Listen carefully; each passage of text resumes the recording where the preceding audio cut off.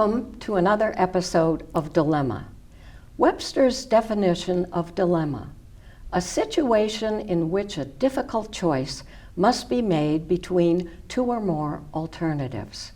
This show hopes to present current hot topics and provide information for your contemplation.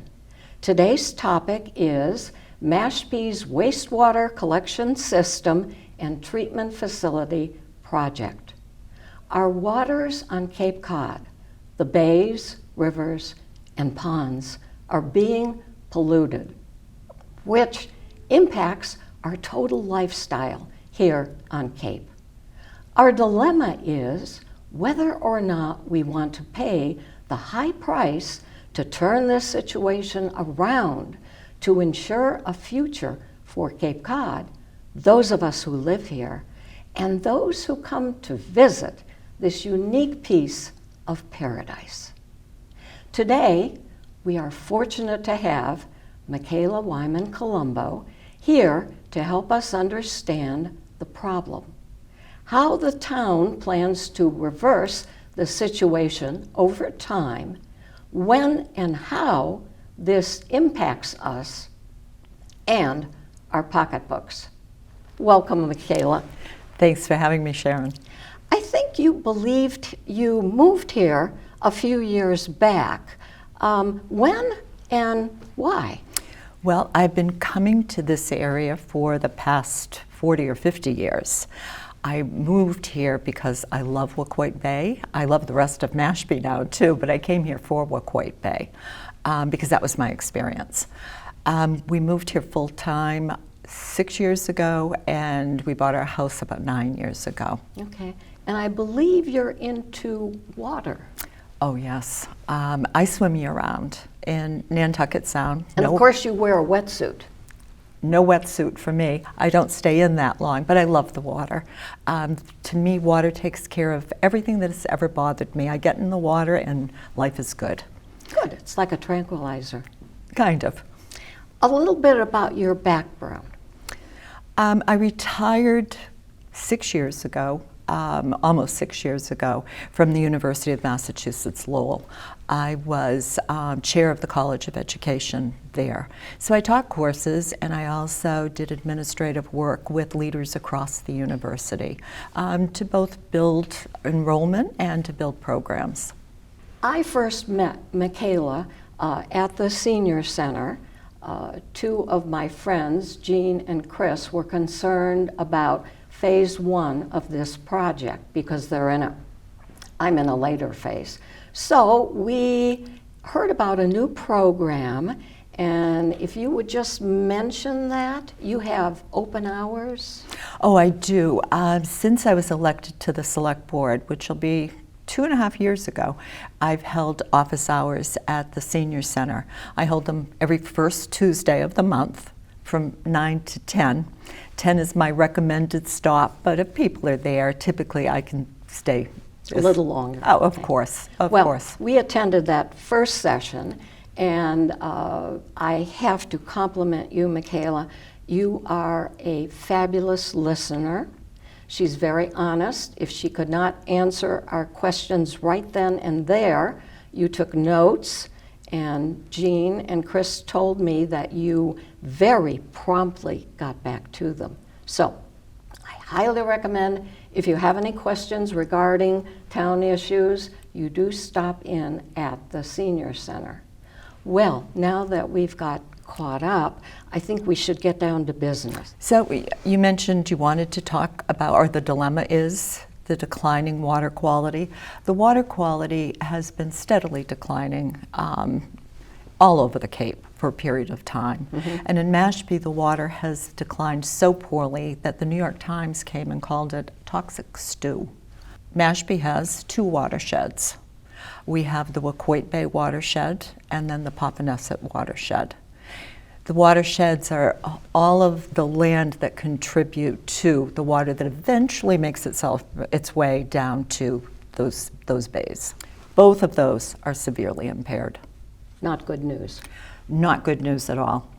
So when you're talking about these two watersheds, I think it's really important to be able to think about what a watershed is. Watersheds are pretty stubborn. They have no respect for town boundaries.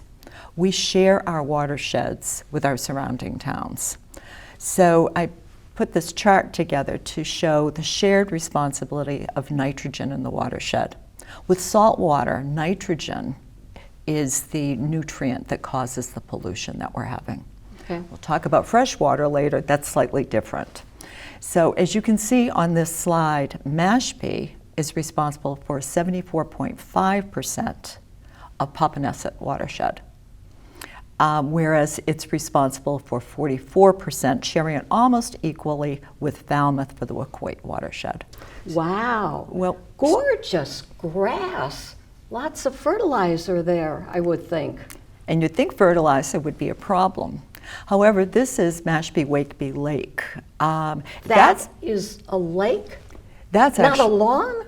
That's actually a dock going out into Mashpee-Wakeby Lake. Wow. Now I mentioned that nitrogen is the problem with salt water. Phosphorus is the problem with fresh water. And the phosphorus that we have in Mashpee-Wakeby Lake is now causing that and some amount of climate change with higher temperatures. We see this kind of outbreak of cyanobacteria, not just at Mashpee Wake, but at other lakes in Mashpee. Tremendous health risks. Certainly with cyanobacteria, you don't want to let your pets near the water. Your pets, it could be deadly to your pets. And it also has implications for people. I mean, who would want to go in that water, right? I agree, but also ponds. Tourists come here for the ponds, the bays. Indeed, and the whole they do. idea with kids, they want to be in the water. And you wouldn't let your child go into that water. No. Because even if it didn't just look good and didn't smell good, it's also dangerous to them. And the same thing for pets, and many people love to walk pets along the beach. People should make sure their pets are on leashes whenever we have a cyanobacteria outbreak. I know. It's so you have the watersheds, you have the water you're not seeing in your watersheds that's making its way down to the bays, and you also have your lakes that are in your watersheds. All of these are experiencing problems with pollution, with nutrient pollution. Okay. So one of the things I think is really important to think about is what I'm told is right now our water is safe to drink. I drink it, so I believe that. But we do have on the Cape a sole source aquifer. That means all of our water that we get to drink is actually coming from rain that seeps its way down and makes it its way into the aquifer. Really nice that we have highly permeable soils, right? We're on an island of sand, and that really helps that aquifer to be robust. However, it's a concern with the groundwater pollution that we're experiencing with nutrient loading, that the aquifer might at some point be at risk. Affected. Yeah. Okay. Which is a huge concern. So we have to ask, if we're not acting, how long is that water going to be safe? If we look at this slide that I've put up, you can see we saw the picture of Mashpee-Wakeby Lake, which was green at that point. Mashpee-Wakeby Lake is right in the middle of one of the lenses where we get our drinking water. So again, it's not in our drinking water yet, but it's an issue for concern. Okay. So I know one of the things you asked me when we were talking about doing this show was about consequences. To me, the most obvious consequences are those of health. If you can't go in the water without getting sick, you have to be careful. You have to be careful in general going near the water, right? We worry about contamination of the aquifer. Again, our drinking water is safe right now, but we worry about that. There were just some major health issues. It's also quality of life issues. Quality of life right now, you mentioned that people come here to recreate. Our economy, which we'll talk about in a little bit, depends upon that. People come here for the quality of life that the Cape has to offer. They don't come for brown or green water. No, they anticipate it's going to be blue. Yes. And again, health speaks for itself. You know that adage, if you don't have your health, what do you have? Exactly. So health, protecting our water source and all of our environment for many generations, and the economy. I think the economy is something that people think less about when they're talking about environmental issues. So I'd like to spend a little bit of time. Good, let's do that. So let's look at the economic consequences. You know, we're a blue economy. We depend on tourism. These figures, we think about tourism brings in at least $1.4 billion in spending each year. In fact, Michaela, when people ask me, what do people do on the Cape? You know, what are you known for? I think we're really known for tourism. And Exactly. I believe very strongly one of our calling cards happens to be our water. Yes. And as you go through that slide, that economy depends upon many of our blue-collar workers. Yes. Who do the waitressing, do the cleaning at the motels. Well, just they embrace and make tourism work for us here. Indeed they do. I mean, they're the wealth of our community in many ways, right? Is totally dependent. So you've talked about different types of employment, and I Yes. think that this slide is really useful in looking at the 45% of all our jobs are directly related to the quality of our waters, to tourism, as you mentioned. So we look at the largest part of that, as you can see in the blue, is food services. Second to that is retail, all the beautiful stores we have. People That's come and spend on money. rainy days. Exactly. And then we have construction, arts, recreation, and other jobs. Okay. So I don't want to tell you, I know I've painted a lot of gloom and doom.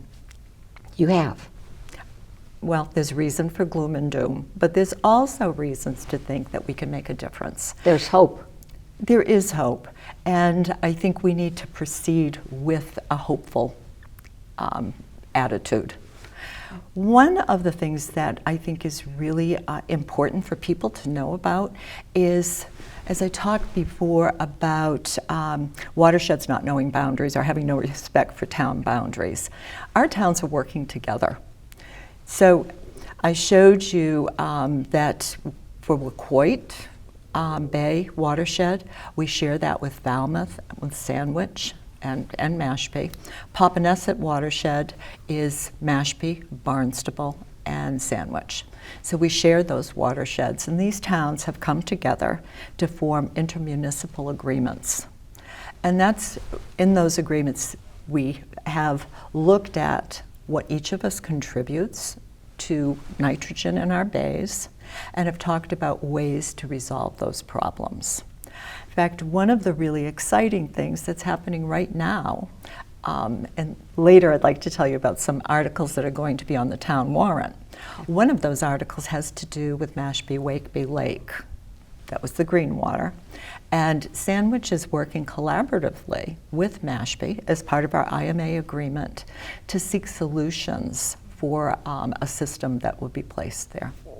I think it's important to note here that, thank God, the towns that are impacted, where we share these waters, have stepped up to the plate and said, we own responsibility, our share, and they're also working towards a solution.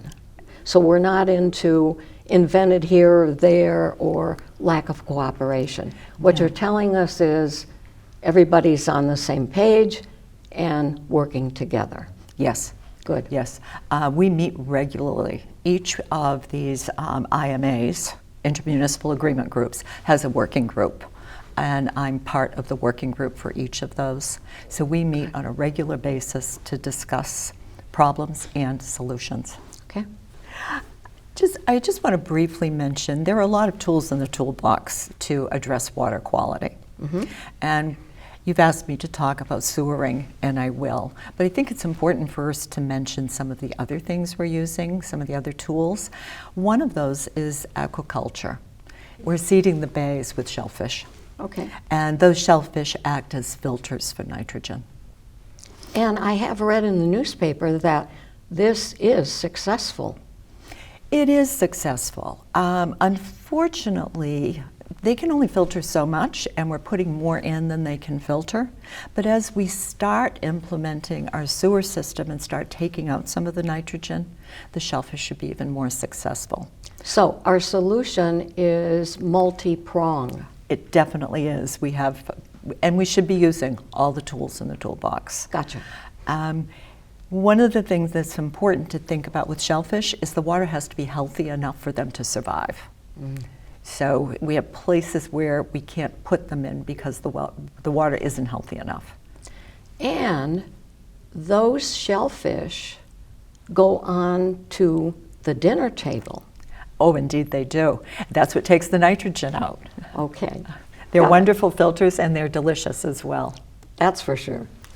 We're also involved in many restoration projects. So if you think about all the parts of a watershed, as we're restoring natural habitat, as we're restoring rivers and streams, we're actually helping to filter out the nitrogen that makes its way down into the bays. And I love this quote by Francis Smith, "Everything flows downstream."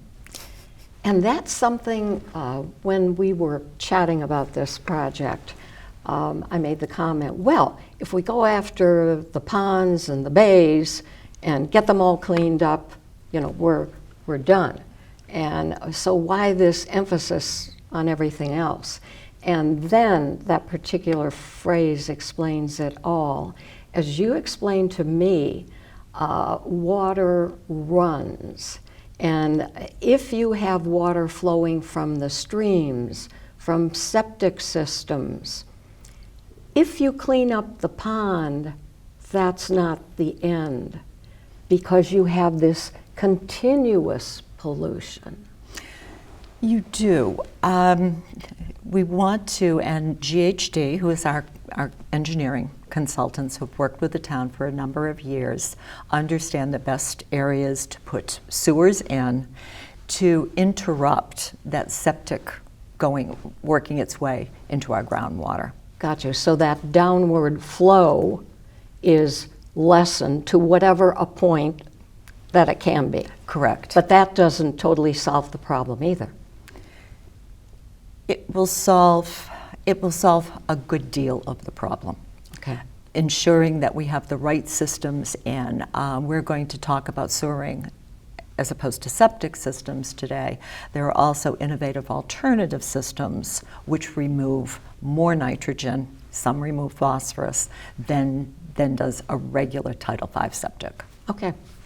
That kind of leads us into talking about wastewater projects, right? So we talked about tools in the toolbox. Probably the biggest tool we have, and the most expensive, is sewering.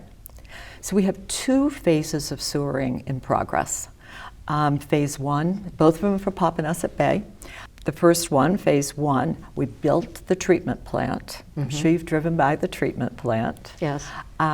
439 homes will be connected to that treatment plant, so that water will be filtered and cleaned and reclaimed, and the nitrogen will be removed. What that's going to do, once that's up and running, and that will be up and running by this summer, it'll remove 13% of the nitrogen that's going into the bay. Good start. It is a good start, but obviously it's not enough. Phase two was approved by voters, overwhelmingly approved by voters. That's also, as I mentioned, Popponesset Bay. That adds to the treatment plant. And a lot more homes. It's connecting almost 1,200 homes, 1,188 homes. Great. That'll remove a projected 29%.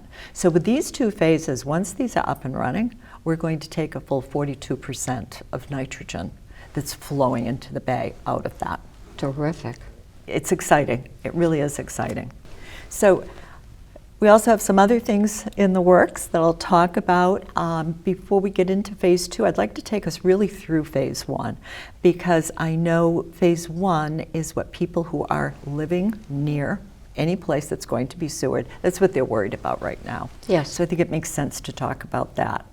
I wanted to give a plug to Mashpee TV and to GHD, who did a presentation. GHD presented yesterday at the Sewer Commission meeting. I know that's going to be available soon, and I suggest everybody watch it, because it really helps you to understand how that plant works, how it cleans the water. And it allows Mashpee residents who've spent considerable funds on this to actually see what they're getting for their money. It's very exciting. That's terrific. Yeah. Because I have no understanding of how a treatment plant works. This was an excellent presentation. I know it'll be available soon. I would recommend everybody watch it. Good. So I just wanted to mention that. So people who are in phase 1, I know they're in phase 1, and they know it because they have the green stake. I'm sure you've heard about the green stake. I have. And possibly moving it. Well, I know you'll get into that. That's important. So the green stake shows the lateral connection to the sewer main. So that's going in the street. Going from the street into the house. Okay. Those were put out by the town contractor. People really should have a licensed utility installer to come look at that stake and make sure it's in the right place. All right, by that, and here we're going to get into this too, a lot of issues. I happen to have a longer driveway, and my driveway is asphalt. So if the stake comes in close to that driveway, it would indicate to me that, oh my goodness, my driveway is going to have to be torn up. But now what you're saying and explain to us, it's very important to get the people out to give us homeowners the estimate and then look at the position of that green stake. It is very important. And I'm going to talk about contractors.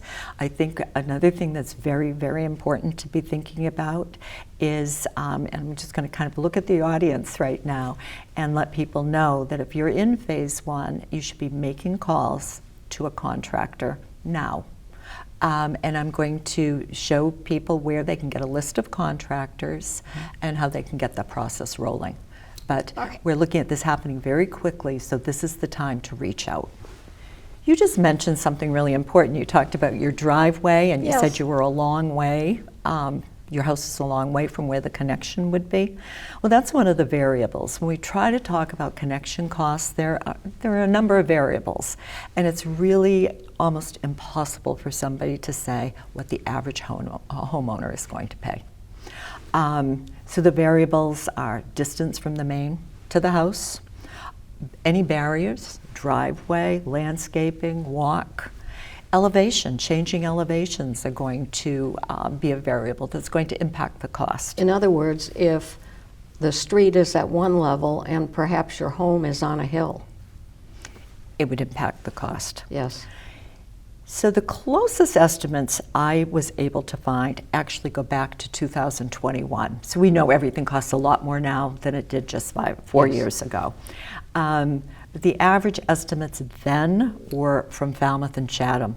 Falmouth had a range of $4,000 to $6,000. Chatham had a range of $2,800 to almost $24,000. One thing the wastewater superintendent mentioned yesterday at the Sewer Commission meeting is it would be really helpful for him and his department to have people give him a call and let him know what their cost is, so he can start compiling these data to share.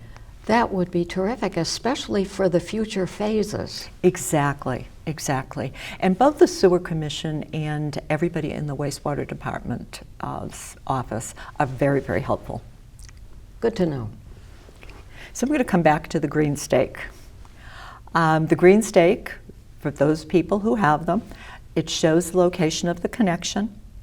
You want your contractor to verify that the green stake is placed in the most advantageous spot. As you said, let's avoid the driveway if we can. Yes. You want to contact a local licensed utility installer, which approved by the Board of Health. All right, so that means this list, having hired contractors, I'm always concerned about vetting them. And so the list provided by the town, these contractors are vetted. They are. And they're listed alphabetically. So they've been vetted. There's no preference. There is not. Okay. Last I knew, there were 22 contractors. The lists are available online, and they have hard copies at both the Senior Center and Town Hall. Wonderful. But again, I would contract, if you're in phase 1, this is the time to make that contact. Now, is it, one other question. The green stake, it's my understanding, can be moved a bit, but that is dependent upon the contractor coming and stating the reasons why, and also if it can be moved 2 or 3 feet or whatever. You want to rely on the contractor because they're licensed, they know what they're doing. You don't want to move your own stake. No. Another thing that I would recommend is that people think about, if you're in your neighborhood, if several of you get together and call the same contractor and the same contractor gives a price for a street, the price might be reduced. I don't love know that, but it's quantity a possibility. buying. You got it. Sounds good. Any savings helps. Any savings does help, and especially today. And we're Yes. all worried about costs. There are several programs that are in place that can really help people absorb some of this cost. And that's important. I think everyone agrees we want clean water, not only for health reasons, but for our economy, because the Cape is dependent upon tourism. But when you get to the pocketbook, and especially those on a lower income and seniors retired, this can be an issue. And now what I'm very happy we're going to talk about are, there are some programs out there that can help all of us with cost. There definitely are. Good. I'm going to start with the most helpful, and we'll Okay. kind of work our way through. So Mashpee has a community development block grant, a CDBG, which is money funded from the state, coming from the federal government. That money is in place. They offer, and you have to apply for this, deferred payment forgivable loans for residents with incomes at or below $98,160. That's based on 4 people living in the house. Okay. Does it have to be 4 people in the house? No, it does not. I don't have all the figures, but I know if you're a single person living in the house, that comes in at about $67,440. So people need to go to the town hall to get further information? Yeah. Well, one of the really important things about this is these funds can be used for wastewater hookups Okay. for people who are income qualified. Over 15 years, the loan goes 15 years. You Okay. make no payment during those 15 years. There's no interest and no payment. And 1/15 of that loan is forgiven each year. So if I stay in my house, if I have one of these loans and stay in my house for 15 years, I've paid nothing, I owe nothing. There are forms available both at Town Hall and at the Senior Center or on the Planning Board website. That's fantastic. It's really good news. The town's applying for another grant for next year, so fingers crossed. Okay. If somebody applies and for whatever reason isn't able to be funded in They that don't meet way, the requirements. they don't meet the requirements, or there's not sufficient funding after a period of time. Okay. There's also other support with connection costs, and that comes right through the county, and that's the Cape Cod Aqua Fund. Those are 20-year loans for the total cost of the project. That includes everything that has to do with having to get that done. And I think it's important that we show the slide that gives both the email for the Aqua Fund and the phone number. There are 4 people working full-time there. They're very approachable. They're very helpful. All right. Interesting. This includes the design, installation, and I had to deal with a septic tank when my husband and I lived in Haverhill, and we were told that it needed to be filled. Some other people have mentioned it needs to be crushed. So these are things that I'm going to suggest the homeowner looks into what needs to be done on your property. And then, wow, I'm impressed loaming and seeding is even included in what For the area directly impacted by Yes. this. They're not going to loam and seed your whole lawn. Oh, shucks, I thought I could get a landscape redesign. Anyway, and plumbing charges.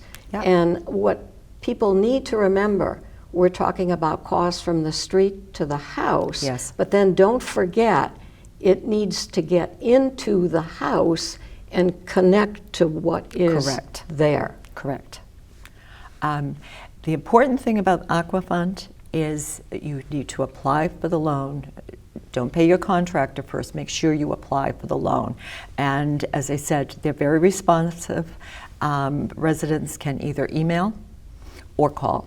And both the email and the phone number are on the slide. But This reach out to suggests- them after you talk to the contractor. Reach out Before to paying. Yes. Okay, so homeowners really need to do a little advance homework, get their ducks in order. Exactly. A little bit more information about the Aqua Fund, if Okay. that would be useful. Household income levels. And again, we're basing this on a family of 4 because that's the way, or 4 people living in a residence, because that's the way they're usually reported out. So household incomes with less than $147,240 are eligible for a 0% loan. It has to be your principal residence. So this isn't for second homeowners. This is for people who are living here who have Year-round. a home in Mashpee that's their principal residence. Gotcha. Okay. 2% loans are there. You can make up to $220,860 to get a 2% loan, which is a really good deal in today's market. Anything higher than that, you qualify for a 4% loan. So it's really important for people to explore the Aqua Fund. It's a good system that's in place. Okay. Another thing that I think residents haven't heard about is if it's a principal residence, they're eligible for a tax credit for up to 60% of the total cost to connect to the sewer that's going from the road into your house for up to $18,000. And that's payable at about, or it's not payable, that's at about $4,000 a year. Let me make sure I understand that. These are state income taxes, The state income taxes. and this total of $18,000, about maybe $3,000, you think, or $4,000 could be applied to this year's tax. Meaning, if I paid in $6,000 worth of taxes, this $3,000 or $4,000, whatever I would be eligible for, would be erased, and I'd only need to pay $2,000. Correct. You need to via the state website Okay. that shows you the forms that you need to complete. All right, more forms. More forms, but this form But- I looked at, it looks pretty easy to complete, and it's going to save a lot of money. Exactly. I'll fill that form out. That's worth a lot of money in the homeowner's pocket. Yes. So it's a tax credit. Okay. Now, what if my taxes are only $1,000 a year? Unfortunately, currently, you can only deduct what your taxes are. So I would have to pay 0, but the other $3,000 I'm sort of eligible for, I lose. Currently. Okay. You can spread that out, though, over 5 years, which gives you a little more opportunity to be able to make up as close to that $18,000 as possible. Great. Well, we have some pending legislation to try to change that to be a refund, but that's, and the town of Mashpee Select Board approved the town manager sending a letter to support that. Falmouth is supporting it. We'll see what happens, but currently it's a tax credit. so everybody is working for us. People are working really well together, and you know, at the state level, the county level, regional level, yes, people are working, and they are very aware of the burden this places on residents. And town government and county government is really trying to alleviate some of that pressure. And our audience, I hope, appreciates that. This is a huge expenditure, and it impacts all of us. But at least with all of this information, we know that there are lots of people and lots of committees that are working to do their very best to make it the best system out there and as affordable as it can be. One of the things we talked about was the residential tax exemption, and I know this is apart from wastewater. Yes, but it is. But it's also a way that residents who have primary residence here are getting a tax break, which may help absorb some of these costs. Now, question on that, because I get questions on that. I attended the town meeting, so I'm a little bit more familiar with it. Does one have to go out and fill a form to get this? You do have to fill a form out. Okay. If you filled one out already, that form is already in place. If you have not filled one out, so if you filled one out a couple years ago, it's in place. Otherwise, you should go to Town Hall and fill out the form. And if you're not sure, go there or call. You can call. Again, the assessor's office, too, is very responsive. People are very, very helpful. And 20%? It's now at 20%, which makes a huge difference. If you have a property value of around $350,000, it's going to save you $967 a year. Terrific. Now, you said this year, does this 20%, can it change? It can. It's a really important question. The tax rates, along with whatever, any exemption, if you have an exemption, are set in the fall. Okay. Residential tax exemption can be anywhere from 0 to 35%. Okay. And Mashpee is at 20% right now. And who makes that decision? That decision is made, taxes are set by the select board, Okay. and that'll happen again in the fall. In the fall. Is that at an open meeting? All the select board meetings are open meetings. Okay. I think it's important to point out, since I've mentioned the select board, and as you know, I serve on the select board, that I'm speaking today as Michaela Wyman-Colombo. I don't speak for the board. Okay. So I think that's important. So you're to point out. defining the hat you're wearing today. I am defining my hat, yes. Thank you for that clarification. The Sewer Commission, for people who want more information, the Sewer Commission is extremely responsive, the Sewer Commission and the Sewer Department. So here is their website. You can find frequently asked questions on the website. You can also, I would suggest emailing all of the both the wastewater superintendent, water quality coordinator, and the executive assistant have made their contacts available. I would start with the executive assistant, who is wonderful. Okay. They're all wonderful there. And I think if you can, email is a very nice way to communicate. One, it gives the sender a copy.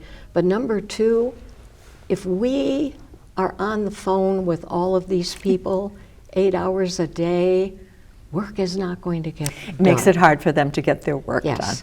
done. This way, you know, they have the written record of it and can respond, get the information they need, and then get back to you. Yep, and if you go to www.mashpeema.gov, Sewer Commission, their emails are right there. So you click and you send an email. Terrific. Do we want to talk about phase 2 today, or do you want to talk about that at another time? I think we'll save it for another time. Do you have any idea when phase 2 might begin, or sort of what's the preliminary up to it? So I need to check because I don't like to be inaccurate, but I think the work on that is going to start this summer, 2025. So we finish phase 1. Yep. If all goes well this summer, and then we're going to collect data, and I'm sure before moving directly on to phase 2, kind of figure out what went well, what we could improve on, so that the second phase hopefully would go even quicker and more efficiently. The people have been collecting information from residents and data all along, so I think they're ready to roll with phase 2. Good to know. Yeah. I do want to, so we don't have to talk about phase 2 in detail, but I do want to make residents aware, if we have the time, about phase 3, which is coming to us for a vote at town meeting and at the ballot. Ah, okay. So those are important upcoming wastewater efforts. And that is phase 3, which is the design of a Wacoit Bay treatment plant and recharge, the beginning of a design. We need to find a place to put this, and we need to look at recharge area. There are 2 special projects that will also be at town meeting and at the ballot box. And those are a Mashpee-Wakeby Cluster IA system design. This is just the design at this point. And an aluminum sulfate treatment for Mashpee-Wakeby Pond. So remember we said it was phosphorus that causes the cyanobacteria blooms? Right now, the greatest phosphorus loading in Mashpee-Wakeby Pond comes from the sediments that are actually in the pond. Now, hold on 1 minute. This is like building the plant, and these phases are for connecting to the sewer system. This is a separate treatment program for the pond. It is. It feeds into the overall. It does. But separate. Now, can you get into, we had this discussion, an explanation of the type of septic that's going to be involved with this pond project? Well, it hasn't been designed yet. Okay, that's what we're paying for. Exactly. But it would be what you call an innovative alternative system. And they would look at one that obviously removes phosphorus, because otherwise it would be helpful to remove nitrogen for your bay, and that is part of the watershed. That water makes it into the bay eventually. So removing nitrogen will be helpful for the bay, but to help the pond, you want to remove phosphorus as well. So this is like an individual septic system for the homes around the pond. Yes. And then it will go to sort of, and I'm making a broad brush on this, its own little treatment facility. It's treated on site. Okay. Correct. All right. And now this gets back to when we talk about, oh, well, let's just fix the bays. That's not the total problem because we're feeding in. You can fix the bay, it's clean on Monday, and by Wednesday, it's polluted again because rivers, ponds, everything else still feeds in. You have an ongoing flow of groundwater. So we need to clean up everything. We need to clean up areas in our watersheds, which is most of Mashpee. Okay. With regard to the cluster design, taking care of what's going in as far as phosphorus is really important. I mean, you have to go to the source, right?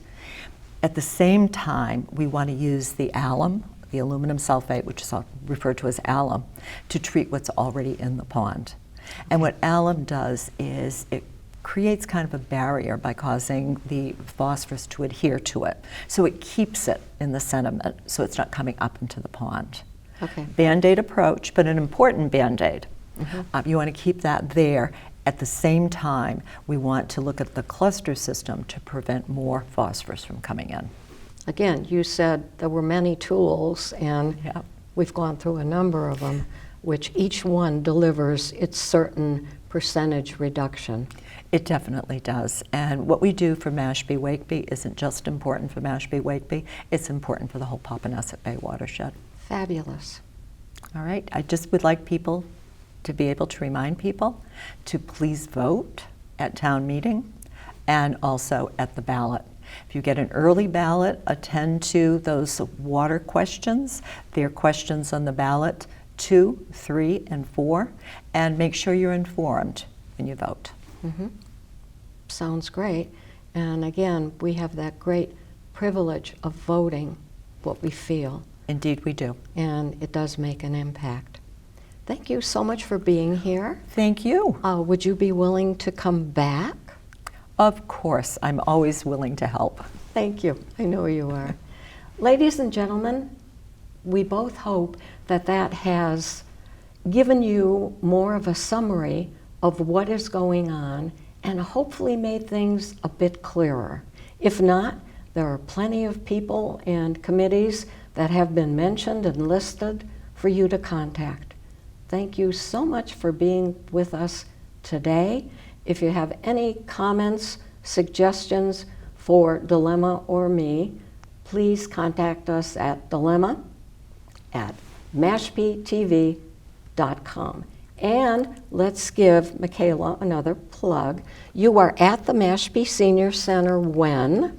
First Tuesdays of every month from 9 to 10-ish or after. All right. And any question you have, either Michaela will have the answer, which she usually does, or she will get back to you with it. Thank you so much for being with us today.